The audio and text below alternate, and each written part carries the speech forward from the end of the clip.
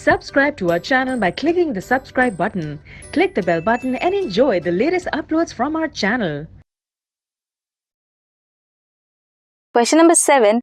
Why is the use of unleaded petrol recommended for motor vehicles equipped with catalytic converters? Unleaded petrol क्यों recommend किया जाता है उन motor vehicles में जिनमें कैटालिटिक कन्वर्टर्स होते हैं?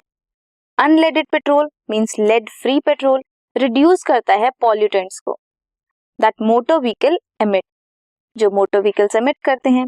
कैटालिटिक कन्वर्टर्स फिट होते हैं ऑटोमोबाइल्स में ताकि वो एमिशन को रिड्यूस कर सकें. किन की एमिशन को? पॉइजनस गैसेस की एमिशन को. मेटल्स कन्वर्ट करते हैं बर्न्ड अनबर्न्ड हाइड्रोकार्बन्स को कार्बन डाइऑक्साइड और वाटर में, मोनोऑक्साइड को कार्बन मोनोऑक्साइड को कार्बन डाइऑक्साइड में, एंड नाइट्रिक ऑक्साइड को नाइट्रोजन गैस में. पेट्रोल जो है unleaded lead free petrol recommend होता है motor vehicles equipped with catalytic converters में बिकॉज लेड इनएक्टिवेट करता है कैटलिस्ट को कन्वर्टर में. This was question number 7.